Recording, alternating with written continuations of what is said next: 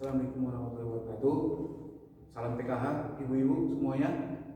Kembali kita di pertemuan P2 kedua kita. Di bulan kemarin kita sudah membahas tentang bagaimana kita mendidik anak kita dari lahir, dari mulai dalam kandungan, mulai dari sekolah dan segala macam. Jadi ketika anak lahir, ketika anak tumbuh dan berkembang, kita punya peran juga di kehidupan anak-anak.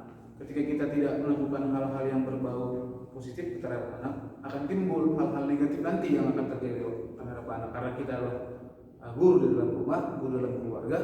Jadi ada harapannya anak kita nantinya bisa menjadi orang yang baik, bisa jadi orang yang berguna, bisa jadi orang-orang yang lebih berwawasan tinggi dan berguna untuk nusa dan bangsa. Kira-kira ibu-ibu semuanya ada yang mau anaknya menjadi orang yang bandel, premanisme, ataupun anak yang kurang kasih sayang? Aku rasa tidak ada ibu-ibu ya. Jadi di sini kita akan membahas bagaimana tentang sebenarnya modul perlindungan anak. Di modul perlindungan anak ini kita akan bahas tentang langkah kedua dari mulai hak anak sampai klaster anak. Jadi kita akan bahas di modul anak ini mungkin panjang nantinya. Tapi di pertemuan kali ini kita akan bahas dulu hak anak dan klaster anak. Di sini ada flip chart digambarkan pengertian anak. Jadi ibu harus menganggap anak itu adalah aset yang baik untuk kita, anugerah dari Tuhan. Jadi ketika kita sudah beranggapan positif duluan terhadap anak ketika dalam kandungan sampai lahir, berarti kita harus paham nih, apa sebenarnya hak-hak dari anak dan apa itu pengertian anak. Pengertian anak adalah seorang yang belum berusia 18 tahun, termasuk yang masih dalam kandungan. Jadi sejak mulai dari dalam kandungan, anak itu sudah mendapatkan perlindungan dari orang tuanya dan itu punya hak untuk jadi seorang anak. Sudah didapatnya ketika dalam kandungan. Itu tercantum dalam Undang-Undang Perlindungan Anak nomor 35 tahun 2014. Di pengertian anak itu hanya sampai umur 18 tahun. Ketika sudah dewasa dia, memang tetap anak, tapi dengan pola yang harus kita terapkan sudah berbeda dengan anak-anak kita dari umur 1 tahun sampai dia 17 tahun mungkin kan. Terus ada namanya hak anak. Hak anak adalah hak yang melekat pada warga manusia sebagai insan ciptaan Tuhan Yang Maha Esa yang tidak boleh dilanggar oleh siapapun dan yang seolah-olah merupakan suatu holy area. Jadi anak yang melekat pada martabat manusia. Jadi anak itu sudah utuh menjadi manusia. Ketika dia sudah menjadi manusia yang utuh seutuhnya, jadi kita harus memberikan sebenarnya perlakuan atau perlindungan yang harus seperti manusia. Jadi jangan kita menganggap anak itu sebagai pembantu, sebagai penanggung keluarga, karena banyak anak-anak yang dieksploitasi kan, bukan begitu ibu-ibu? Karena anak-anak yang dieksploitasi ini yang disuruh berjualan waktu jam sekolah, yang di lampu merah yang mengemis, yang lampu merah yang digendong ibunya sambil mengemis, terus anaknya diperdagangkan dengan trafficking, sampai juga anak-anak yang dikerjakan di bawah umur.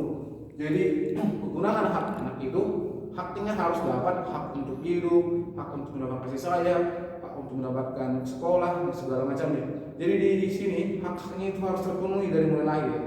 Apakah ibu sudah paham sampai di sini? Karena banyak orang tua yang masih menganggap anaknya ini sebagai aset untuk mempekerjakan. Contoh, masih banyak orang tua yang bertani sekarang atau berkebun, anaknya diluangkan untuk bertani berkebun daripada sekolah, karena menganggap sekolah itu mungkin belum mampu mengubah ekonomi dan segala macamnya. Karena mindset yang seperti itu masih timbul sama orang tua yang kemarin. Makanya banyak anak-anak yang dulu tidak tampak bersekolah karena menganggap lebih baik kita berkebun atau ke ladang atau juga bertani untuk mendapatkan uang daripada kita harus bersekolah. Karena banyak anak-anak yang tidak bersekolah di tahun-tahun sebelumnya karena menganggap pola-pola yang seperti itu masih pola yang lama untuk menganggap anak itu adalah aset. Berarti dari ibu. Terus anak yang dapat diartikan hak melekat azazi pada diri anak, pemberian Tuhan Yang Maha Esa. Jadi kalau sudah dikatakan berkat dari Tuhan, jangan lagi berkat ini kita pergunakan untuk hal-hal yang tidak baik.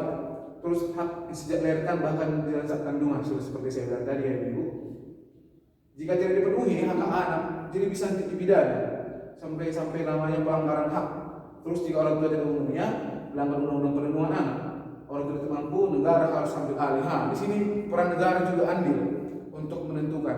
Makanya kehadiran PKH di sini untuk mengontrol, untuk melihat sejauh mana hak-hak anak itu sudah dipenuhikah oleh ibunya atau ayahnya, oleh orang tuanya, ataupun siapa yang mengasuh anak. Karena di PKH kita sudah dibantu dari segi ekonomi, sudah dibantu juga dari segi materi, sudah dibantu juga dari segi pemikiran pola pikir yang baru. Bagaimana kita sebenarnya menjadi orang tua yang lebih baik di sisi yang pertama kemarin, di modul yang pertama, terus sampai kita di modul perlindungan anak. Bagaimana kita men-treatment anak kita menjadi orang yang lebih baik ke depannya. Seperti itu. Ada 5 klaster hak anak. Klaster pertama, hak sipil dan kebebasan. Jadi anak-anak itu harus mempunyai kewarganegaraan, harus mempunyai identitas, harus mempunyai akte kelahiran, mempunyai hak-hak sipil lainnya, hak untuk ikut andil dalam kegiatan-kegiatan yang pendidikan, harus andil dalam seperti itu. Jadi hak untuk kebebasan bermain. Jadi ketika anak tidak mendapatkan hak seperti ini, saya bilang tadi, lebih banyak membantu orang tuanya masih di kecil, jadi hak-haknya itu sudah dipotong oleh orang tuanya, sudah tidak diperjuangkan oleh orang tuanya. Padahal di masa-masa yang seperti itu, hak membutuhkan misalnya hal yang untuk bermain-main. Karena anak itu tahunya bermain, bukan untuk bekerja. Jadi banyak orang tua yang menganggap anak ini tadi sebagai aset, mempekerjakan anaknya meskipun di bawah umur. Bahkan ada yang sampai menjual anaknya sampai pernikahan dini karena untuk hanya membantu ekonomi keluarga. Jadi di sini hak sipil dan kebebasannya harus memang kita penuhi. Sebetulnya, maksudnya bebas bukan berarti dia harus pulang tengah malam, tidak membantu orang tua segala macamnya. Tapi hak untuk dia dapat kebebasannya, kebebasan dia berpendapat di rumah, kebebasan dia bagaimana dia berkembang nantinya, kebebasan dia untuk mengubah pola pikirnya yang lebih baik ke depannya. Terus hak sipilnya dapat, kewargaraannya, akte kelahirannya, KTP, pendidikannya, kesehatannya, kegiatan-kegiatan formalnya juga harus dapat. Di sini dibahas hak sipil dan kebebasannya seperti itu. Terus di klaster kedua, lingkungan keluarga dan pengasuhan alternatif. Lingkungan keluarga dia juga harus mempunyai mendapatkan sebuah kasih sayang dari keluarganya, karena keluarga adalah skup yang paling kecil di dalam kehidupan. Dalam artian keluarga adalah yang membimbing, mensupport sampai membangun karakter anak dari mulai kecil sampai dia, saya bilang tadi, sampai umur 18 tahun. Jadi di situlah di keluarga tadi harusnya ibu-ibu di sini memberikan arahan, memberikan sebuah masukan pada anak kita dan membantu anak kita untuk menjadi sukses. Terus di klaster ketiga, kesehatan dan kesejahteraan dasar. Kesehatan yang paling pokok, paling utama dalam kehidupan ya. Saya rasa ibu-ibu paham ya. Dan di sini dapat KIS subsidi pemerintah, harus bersyukur karena kesehatan kita dibantu oleh pemerintah. Jadi ketika kita sakit sudah bisa ke rumah sakit. Seperti juga anak kita, ketika anak kita juga mendapatkan fasilitas kesehatan yang baik melalui jadi maupun itu KIS yang subsidi ataupun KIS yang berbayar mandiri, makanya anak kita bisa dapat berkembang, bisa mendapatkan vitamin, bisa mendapatkan imunisasi, bisa mendapatkan hal-hal yang berbau kesehatan ketika anak kita membutuhkan kesehatan. Jadi jangan sampai anak kita di rumah kita berikan gizi yang tadi seperti saya katakan tadi di modul sebelumnya di bulan kemarin, bahwasanya dari mulai dia 1000 hari pertumbuhan anak, disitulah kita memberikan gizi yang baik dan seimbang untuk anak kita tadi. Terus di kelas lanjut pendidikan waktu luang dan kegiatan budaya. Pendidikan anak adalah yang paling utama selain kesehatan tadi. Jadi pola pikir, pola dia untuk berkembang, bagaimana dia sukses di sekolah dan bagaimana dia bisa berinteraksi dengan lingkungannya. Disinilah dibahas di kelas keempat. Jadi hak-hak yang harus didapatkan anak ya seperti ini.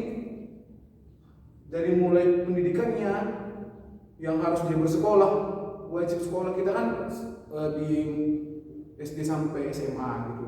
Jadi memang hak ini seperti ini harus didapatkan. Ketika dia mungkin nanti mau kuliah, kalau misalnya orang-orang tua mencukupi ya silahkan. Itulah tambah membangun anak kita untuk lebih berkembang lagi kan. Terus waktu luang untuk bermain, saya bilang tadi bermain nih. Anak harus ada waktu bermain. Ketika anak bermain, ketika anak juga mempunyai tempat bermain teman-temannya, biarkan saja anak bermain dulu. Nanti ketika dia sudah berkembang dan semua belajar, biarkan saja seperti itu. Terus di langkah perlindungan khusus. Ketika anak kita bicara perlindungan khusus, berarti anak kita mungkin ada kebutuhan khusus yang harus kita penuhi. Karena nggak semua anak lahir dengan normal. Tidak semua anak itu lahir dengan untuk fisik yang baik dan segala macam. Jadi ada hal-hal yang harus kita perhatikan untuk melakukan anak kita untuk perlindungan khusus. Mungkin anak lambat untuk berkembang dengan kawan lainnya. Maka dari itu saya harap ibu-ibu di sini mempunyai harapan anak kita untuk bisa berkembang lebih ke depannya. Terus di sini ada 31 hak anak sebenarnya di sini. Tapi saya bilang jelaskan ini satu-satu mungkin terlalu lama nantinya. Tapi ibu bisa baca ya. Saya bilang bermain, berkreasi, berpartisipasi, berhubungan orang tua bila terpisahkan, bebas beribadah sesuai agamanya, bebas berkumpul, bebas berserikat, hidup dengan orang tua, kelangsungan hidup, dan lain sebagainya. Jadi hak-hak anak ini nanti saya akan bagi sama ibu-ibu semuanya, pakai buku pintar, biar ibu-ibu paham sampai mana sebenarnya hak-hak anak itu yang harus kita penuhi. Sebab itu jangan sampai nanti hak-hak yang kita renggut, pendidikan yang kita renggut, kita tidak sekolahkan, waktu bermainnya tidak ada, karena kita untuk bekerja, kita buat anak kita, dan hak-hak sipil lainnya yang tidak bisa kita perjuangkan kepada anak kita. Terus di sesi selanjutnya nanti di bulan depan kita akan bahas sampai mana perlakuan kita ataupun kekerasan terhadap anak, karena banyak orang tua yang melakukan kekerasan terhadap anak tetapi tidak paham itu baik atau tidak. Jadi ibu-ibu, terima kasih telah hadir di pertemuan ini. Bagaimanapun sebenarnya kita sebagai orang tua, dulunya juga sebagai anak, punya hak yang sama terhadap anak kita, maka perlakukan anak kita untuk lebih baik dari kedepannya. Kalau ada pertanyaan-pertanyaan yang ibu berikan terhadap saya atau sesi ini, silakan bertanya. Nanti kalau ada memberikan saran, silakan memberi saran. Tapi terima kasih telah hadir di pertemuan kelompok ini. Semoga di pertemuan kelompok selanjutnya di bulan depan kita bahas tentang modul perlindungan anak di langkah ke-3 sampai langkah ke-8, biar lebih paham kita bagaimana kita cara untuk mengasuh pola pikir anak dan pola hak anak yang harus kita penuhi. Terima kasih sudah hadir pertemuan ini. Salam PKH.